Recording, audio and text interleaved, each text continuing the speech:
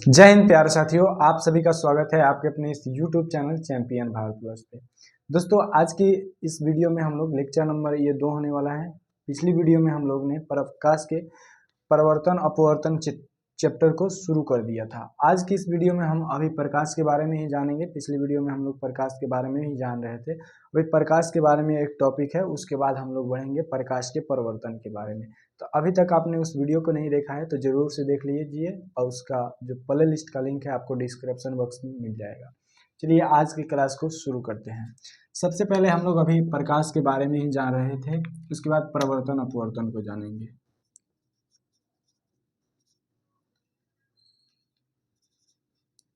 देखिए, आज हम लोग जानने वाले हैं प्रकाश के दो द्विनेचर के बारे में, दो प्रकृति के बारे में।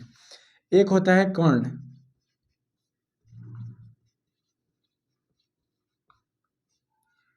और एक होता है तरंग।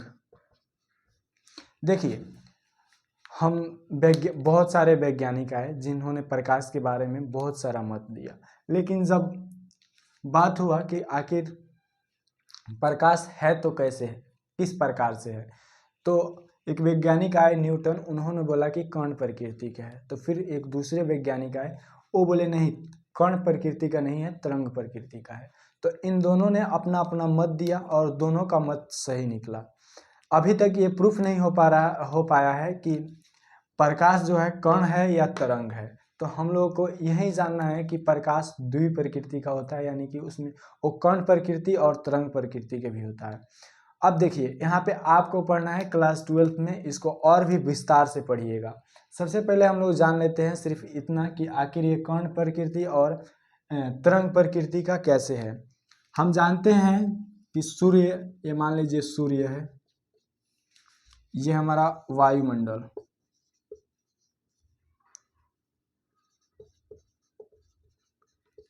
और ये हमारी पृथ्वी है। देखिए, अगर बात करें यहां से यहां तक, तो ये हमारा कहलाता है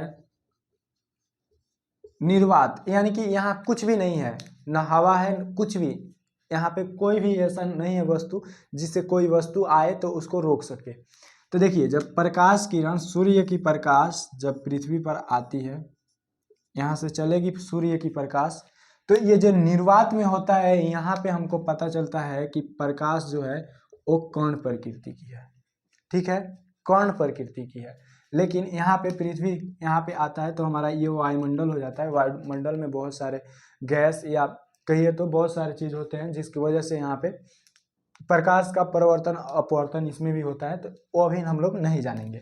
अब देखिए, यहाँ हम जान गए कि कर्ण प्रकृति यहाँ पे दर्शाता है। लेकिन बात करें, अगर ये कोई कांच का स्लैब है मान लीजिए, तो जब प्रकाश ऐसे आता है प्रकाश, तो ये पार करके इधर बाहर भी निकल जाता है बाहर। अब बतलाइए, यहाँ पे इसलिए ये तरंग प्रकृति का यहाँ पे होता है, तरंग प्रकृति का, यानी कि यहाँ पे तरंग प्रकृति को सिद्ध किया गया। क्योंकि देखिए, कोई भी कण हो वो ठोस से होकर नहीं गुजर सकता, कोई भी कण हो वो ठोस से होकर नहीं गुजर सकता, जिसके कारण यहाँ पे बतलाया गया कि ये तरंग प्रकृति की है, क्योंकि तरंग को जाने के लिए माध्यम की आवश्यकता होती है। तब जब इन्होंने सिद्ध किया कि नहीं ये तरंग प्रकृति का है, तब इन्होंने बतलाया, जो न्यूटन थे वो बोले कि जब ये तरंग प्रकृति का है तो ये निर्वात में कोई भी माध्यम नहीं है। जब कोई भी माध्यम नहीं है तो कोई तरंग कैसे आ सकता है पृथ्वी पर। तब यहाँ पे जो मत मिला वो मिला कि तरंग प्रकाश जो है वो कण प्रकृति का है, और यहाँ पे मिला कि ये तरंग प्रकृति का है। यहाँ पे आपसे क्वेश्चन पूछा जा सकता है कि प्रकाश द्विनेचर दर्शाता है वो कौन कौन है, तो आप कहिएगा कण प्रकृति और तरंग प्रकृति। सिर्फ आपको इतना ही जानना है। जब क्लास 12th में जाइएगा तो आप इसको और भी विस्तार से जानिएगा। अब हम लोग चलते हैं, हमारा टॉपिक होने वाला है यहाँ पे प्रकाश के परिवर्तन। तो चलिए अब हम लोग देखते हैं प्रकाश के परिवर्तन को।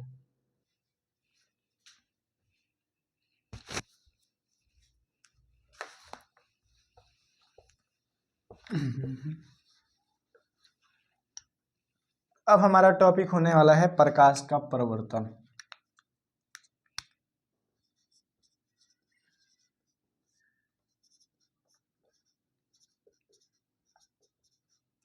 Reflection of light. तो आखिर ये प्रकाश का परिवर्तन होता क्या है, इसे हम लोग समझते हैं। यहाँ पे देखिए, ये मान लीजिए कोई चिकनी सतह है, चिकनी सतह। जब सूर्य या कोई भी प्रकाश की किरणें जब किसी चिकनी सतह से टकराती है, किसी भी बिंदु पर टकराएगी, मान लीजिए कि यहाँ से किरण आ रही है और इस बिंदु से टकराई और ये सतह चमकदार है, तो इससे इसका परिवर्तन हो जाएगा, यानी कि यहाँ से रिवर्स चली जाएगी। ठीक है, तो इसको ही हम लोग इस पूरी प्रक्रिया को कहते हैं प्रकाश का परिवर्तन, क्योंकि यहाँ पे जो हो रहा है, प्रकाश आ रही है और प्रकाश परिवर्तित हो जा रही है, इस पूरी हम घटना को कहते हैं प्रकाश का परिवर्तन। अब देखिए, आइए हम समझाते हैं आपको परिभाषा की मदद से। परिभाषा इसका होता है, जब प्रकाश की किरण किसी चिकनी सतह से टकराकर लौट जाती है, इसे प्रकाश का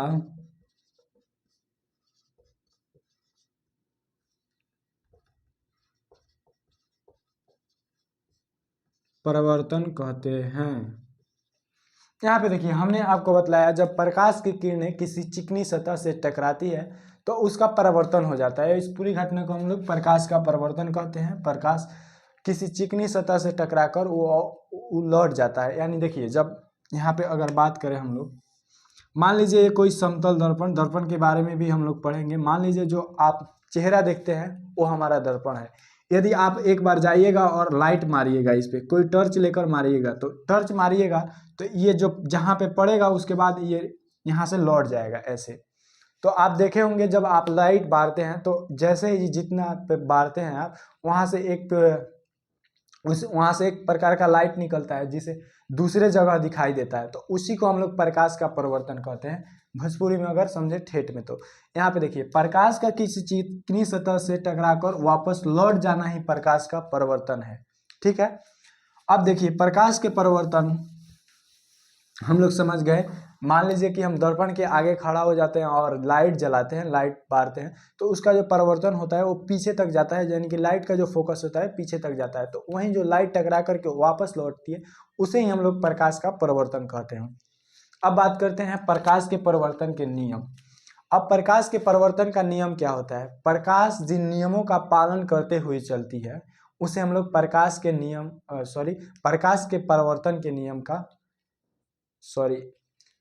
प्रकाश जिन नियमों का पालन करते हुए परिवर्तित होती है उसे ही हम लोग प्रकाश के परिवर्तन का नियम कहते हैं। तो प्रकाश के परिवर्तन के नियम को हम लोग समझते हैं।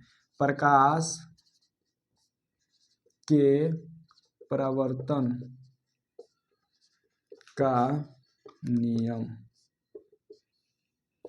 प्रकाश का परिवर्तन का नियम क्या है? हम लोग जानते हैं कि जब प्रकाश की किरणें किसी चिकनी सतह से टकराती है और वापस लौट जाती है तो इसे हम लोग कहते हैं प्रकाश का परिवर्तन।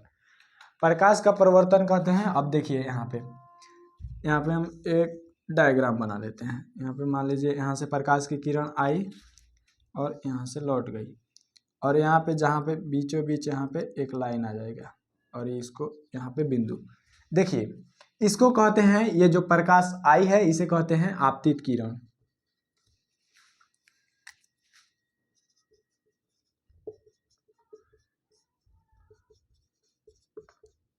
इसको कहते हैं, ये परिवर्तन के बाद आई है तो इसे परावर्तित किरण।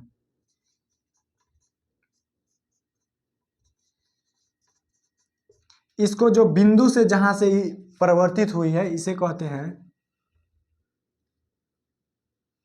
इसको हम लोग कहते हैं क्या? आपतन बिंदु, आपतन बिंदु।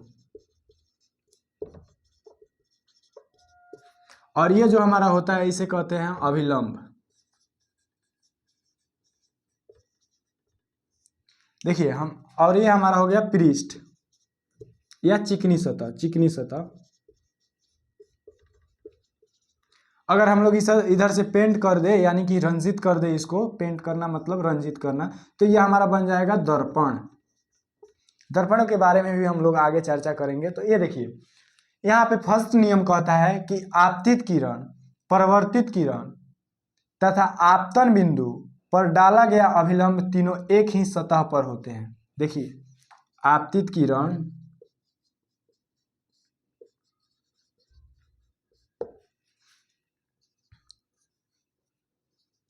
परावर्तित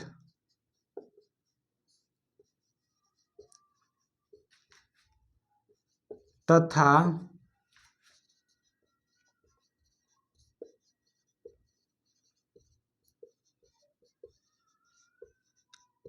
खींचा गया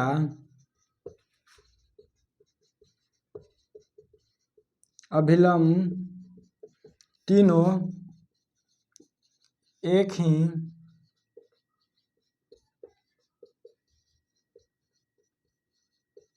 अब देखिए यहाँ पे कहने का मतलब है कि देखिए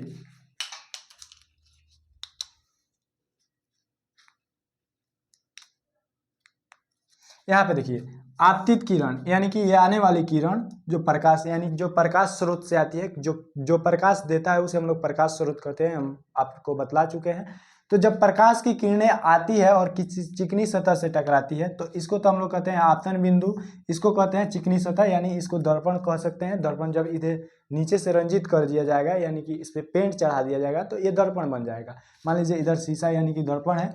तो देखिए आपतित किरण, परावर्तित किरण, आपतित किरण, परावर्तित किरण तथा आपतन बिंदु, आपतन बिंदु पर डाला गया खींचा गया अभिलंब यानी कि डाला गया अभिलंब तीनों एक ही समतल में होते हैं। तो देखिए ये एक ही समतल है जिसपे आपतित किरण, परावर्तित किरण, आपतन बिंदु तथा अभिलंब ये सभी एक ही सतह पर स्थित है। तो ये हमारा पहला नियम है, परावर्तन का पहला नियम है कि जब भी परिवर्तन होगा तो ये शर्त उसमें होना चाहिए। और दूसरा शर्त है, देखिए दूसरा है हमारा आपतन कोण, परावर्तन कोण बराबर, तो आपतन कोण को कोण आई से दर्शाते हैं बराबर परावर्तन कोण को आर से। अब बात करिएगा कि आपतन कोण और परावर्तन कोण होते क्या हैं। तो देखिए जो आपतित किरण अभिलंब के साथ जितना डिग्री का कोण बनाती है इसे कहते हैं, आई से सूचित करते हैं इसको, और इसको आपतन कोण कहते हैं। यानी आपतित किरण के साथ अभिलंब जो कोण बनाता है उसे हम लोग कहते हैं आपतन कोण, और अभिलंब जो बनाता है परावर्तित किरण के साथ कोण उसे हम लोग कहते हैं परावर्तन कोण यानी कि आर। देखिए जब हम लोग लाइट बारेंगे किसी भी समतल चिकनी सतह पर तो हम लोग जितना पे लाइट बारेंगे, जितना डिग्री का कोण बना करके अभिलंब के साथ, उतना ही दिन कोण के बाद वो परावर्तित उतना ही कोण पर होगी। यानी कि देखिए ये कोण और ये कोण दोनों अभिलंब के साथ बराबर ही कोण बनाएंगे। यहाँ पे दूसरा नियम कहता है कि आपतन कोण, परावर्तन कोण बराबर होते हैं, यानी कि कोण आई जो बराबर होगा कोण आर के, ये दोनों कोण बराबर होते हैं। ये हमारा दूसरा नियम है। तो यहाँ पे होता है परावर्तन का नियम खत्म। अब हम लोग पढ़ने वाले हैं प्रतिबिंब। देखिए प्रतिबिंब पढ़ने वाले हैं हम लोग। जब परावर्तन होगा तभी प्रतिबिंब बनेगा, इसीलिए हम लोग सबसे पहले परावर्तन पढ़े उसके बाद प्रतिबिंब। उससे पहले हमारा जो प्रकाश था उसको हम लोग जाने कि प्रकाश होता क्या है। अब देखिए यहाँ तक आप चाहे तो इसका स्क्रीनशॉट ले सकते हैं, ये जो भी है इसका स्क्रीनशॉट आप चाहे तो ले सकते हैं। अब हम इसे मिटाते हैं। ये हमारा प्रकाश के परावर्तन में ही चलने वाला है। प्रकाश का परावर्तन, यहाँ तक प्रकाश का परावर्तन, यहाँ में चलने वाला है प्रतिबिंब। अब हम लोग देखने वाले हैं प्रतिबिंब को,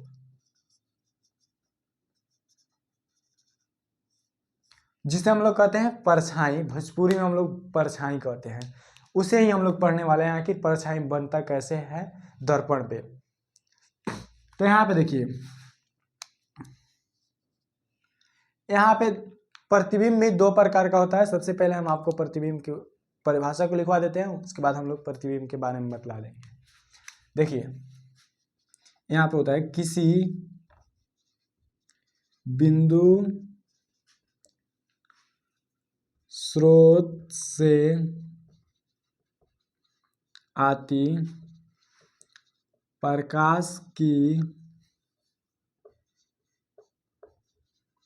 किरणें, चाहे किरण जो भी किरणें, दर्पण से प्रवर्तन के बाद जिस बिंदु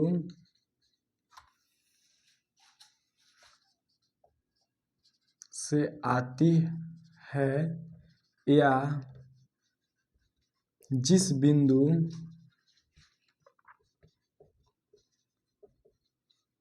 आती हुई प्रतीत होती है उसे उस बिंदु स्रोत का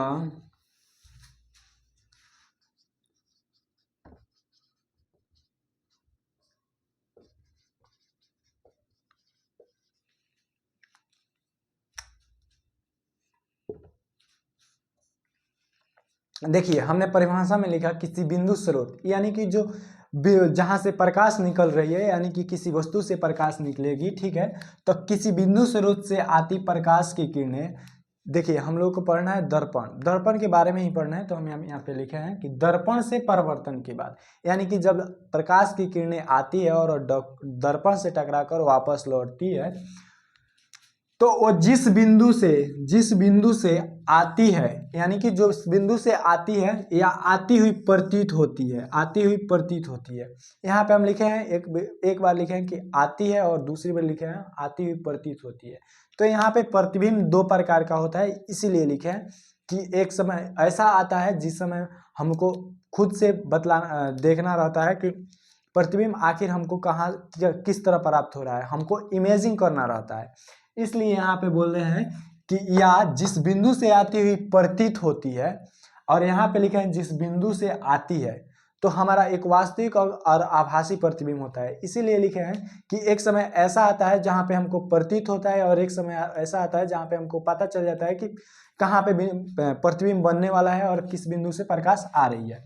तो यहाँ पे हो गया हमारा जो हो गया प्रतिबिंब का परिभाषा ये हो गया। अब बढ़ते हैं प्रतिबिंब के प्रकार की तरफ।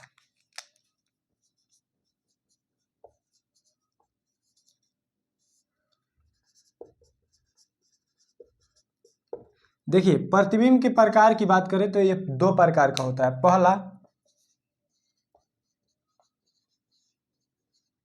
वास्तविक प्रतिबिंब और दूसरा होता है हमारा काल्पनिक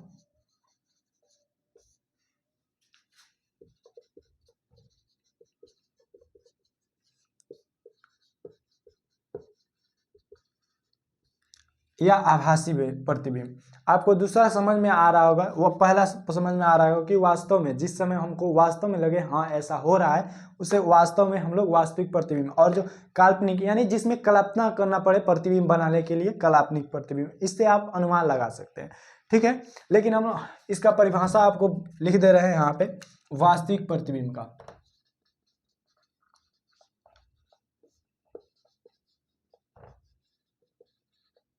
देखिए जब हम लोग दर्पण पढ़ेंगे और प्रतिबिंब को बनाना सीखेंगे तो आपको प्रतिबिंब बहुत ही आसान लगने लगेगा। यहाँ पे हम आपको परिभाषा बतला रहे हैं, लेकिन उस समय आपको फील होने लगेगा, ठीक है।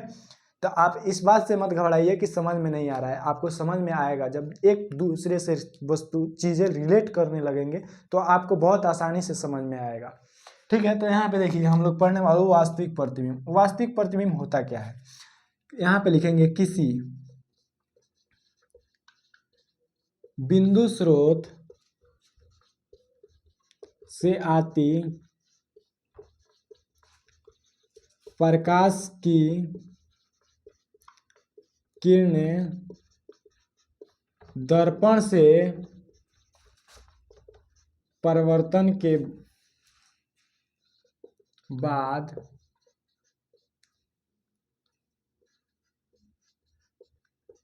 जिस बिंदु पर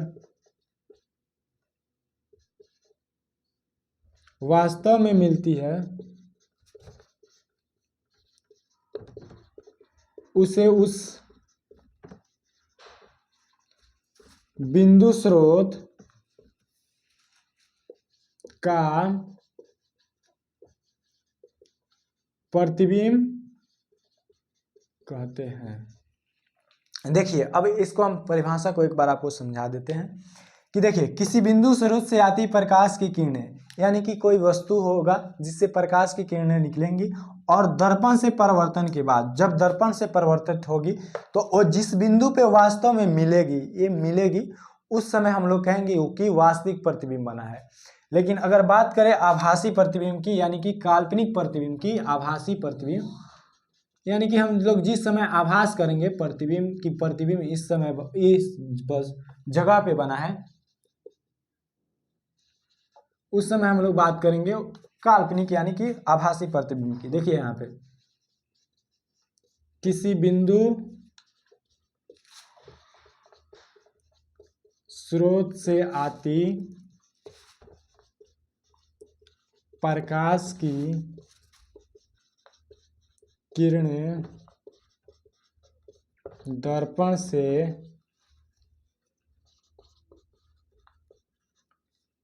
परावर्तन के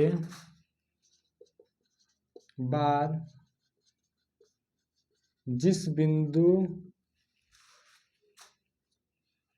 किसी बिंदु स्रोत से आती प्रकाश की किरणें दर्पण से परावर्तन के बाद जिस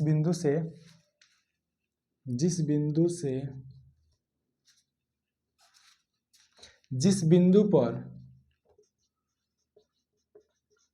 मिलती हुई प्रतीत होती है उसे उस बिंदु स्रोत का काल्पनिक या आभासी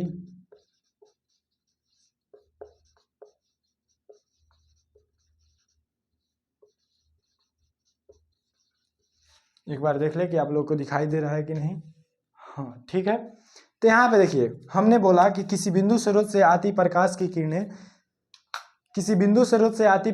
किरणें दर्पण से परावर्तन के बाद जिस बिंदु से आती हुई प्रतीत होती है उस समय हम लोग कहते हैं कि यहाँ पे काल्पनिक प्रतिबिंब बना है।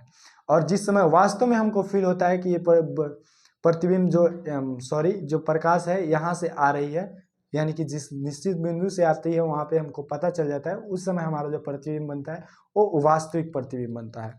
ठीक है, यहाँ तक हम लोग समझे दो प्रतिबिंब के बारे में। अब देखिए यहाँ पे दो प्रतिबिंब हम लोग समझ लिए, एक होता है वास्तविक, एक होता है काल्पनिक। अब हम लोग अभी बात करने वाले हैं वास्तविक और काल्पनिक के बारे में ही। तो सबसे पहले देखिए यहाँ पे हम इसे मिटा रहे हैं, आप चाहे तो इसका स्क्रीनशॉट ले सकते हैं। अब स्क्रीनशॉट ले लिए, अब देखिए यहाँ पे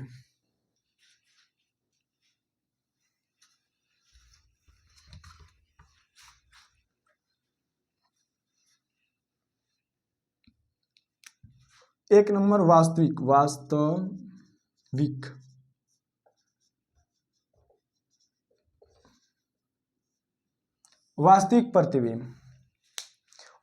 प्रतिबिंब का एक फैक्ट है कि इसे हम लोग पर्दे पर प्राप्त कर सकते हैं। और इसका एक और फैक्ट है, देखिए नोट में इसको डाल लीजिएगा, ठीक है, जहाँ पे हम वास्तविक प्रतिबिंब का परिभाषा लिखाए थे वहीं पे नीचे आप डाल लीजिएगा इसको, कि इसे पर्दे पर प्राप्त किया जा सकता है। आपसे एग्जाम में ये प्रश्न पूछा जा सकता है कि किस प्रतिबिंब को पर्दे पर प्राप्त किया जा सकता है, किस प्रतिबिंब को नहीं प्राप्त किया जा सकता। और दूसरा यहाँ पे नोट नंबर 1 हो गया, यहाँ पे ए नंबर हो गया, यहाँ पे बी नंबर हो गया। इसमें जो प्रतिबिंब बनता है वो हमेशा उल्टा ही बनता है, ठीक है, उल्टा बनेगा वास्तविक बनेगा। तो यहाँ पे इसमें प्रतिबिंब वस्तु की अपेक्षा, यानी कि वस्तु के देखने पर वस्तु की अपेक्षा उल्टा बनता है।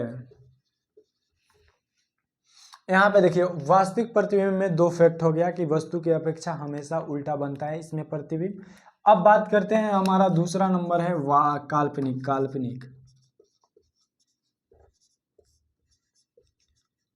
प्रतिबिंब यानी कि आभासी प्रतिबिंब, काल्पनिक या आभासी प्रतिबिंब। अब इसके बारे में हम लोग जानते हैं। काल्पनिक प्रतिबिंब में नोट में लिखेंगे, यहाँ पे नोट ए में लिखेंगे, इसे पर्दे पर प्राप्त किया जा सकता है, लेकिन काल्पनिक प्रतिबिंब को पर्दे पर प्राप्त नहीं किया जा सकता, क्योंकि वहां पे जो प्रतिबिंब बनता है वो सीधा बनता है। ठीक है, इसीलिए उसे पर्दे पर प्राप्त नहीं किया जा सकता। सबसे पहले लिखेंगे इसमें प्रतिबिंब को पर्दे पर प्राप्त नहीं किया जा सकता। और यहाँ पे बी नंबर में डालिएगा, इसमें प्रतिबिंब वस्तु की अपेक्षा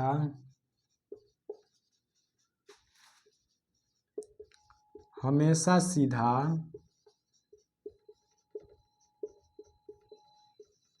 देखिए, इसमें जो बन रहा था वस्तु की अपेक्षा उल्टा बन रहा था, इसमें सीधा बन रहा है, जिसकी वजह से इसे प्रतिबिंब को पर्दे पर प्राप्त नहीं कर सकते हैं, लेकिन वास्तविक प्रतिबिंब को उल्टा बनता है, इसलिए हम लोग उसे पर्दे पर प्राप्त कर सकते हैं। अब इसमें तीसरा एक फैक्ट आता है सी नंबर। इसे हमेशा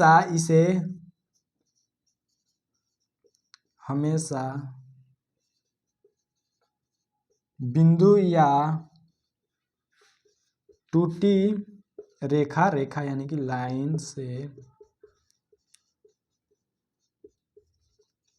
काल्पनिक प्रतिबिंब को या बिंदु से ऐसे दर्शा देते हैं, या टूटी रेखा के वजह लाइन के यानी कि रेखा के तरह दिखा देते हैं कि यहाँ पे काल्पनिक प्रतिबिंब बना है। जब हम आप लोग को दर्पण पढ़ाएंगे और दर्पण में प्रतिबिंब को बनाना सिखाएंगे कि प्रतिबिंब आखिर वास्तव में बनता कैसे है, कब वास्तविक प्रतिबिंब बनता है, कब आभासी प्रतिबिंब बनता है, तो हम आपको इस टॉपिक का चर्चा करेंगे। इसमें हमेशा बिंदु या टूटी हुई लाइन रेखा से दर्शाया जाता है। ठीक है, अब देखिए यहाँ तक हमारा रहा वास्तविक प्रतिबिंब के बारे में और प्रकाश के परावर्तन के बारे में। वीडियो बहुत लंबी हो सकती है, इसीलिए हम यहाँ पे आपको आगे आने वाली वीडियो में हम लोग आगे चर्चा करेंगे इसमें दर्पण के बारे में। अब हम लोग चर्चा करने वाले हैं, तो उम्मीद करते हैं हम जितना आपको समझाए हो आपको समझ में आया होगा। यदि नहीं समझ में आया तो आप एक बार और वीडियो देखिए, अगर तब भी नहीं आ रहा है तो आप दूसरे टीचर को ज्वाइन करिए। अगर समझ में आ रहा है तो वीडियो को लाइक कर दीजिए, और चैनल पे पहली बार आए हैं तो चैनल को सब्सक्राइब कर लीजिए। अगर आपके दोस्त भी क्लास 10th की तैयारी कर रहे हैं या 12th की तैयारी कर रहे हैं तो आप उनके पास वीडियो को शेयर करिए, इस चैनल को शेयर करिए, क्योंकि यहाँ पे हम आपको क्लास 10th और क्लास 12th का मैथ पढ़ाते हैं और फिजिक्स पढ़ाते हैं। धीरे धीरे और भी सब्जेक्ट शुरू हो जाएंगी, तो उम्मीद आप करिए कि यहाँ तक आपको हम समझा पाए हैं। तो समझ गए हैं, जो समझ गए हैं अच्छी बात है, नहीं समझे हैं वो भी अच्छी बात है, एक बार और से ज़रूर देखिएगा। अगली वीडियो में फिर मिलते हैं, तब तक के लिए जय हिंद, वंदे मातरम।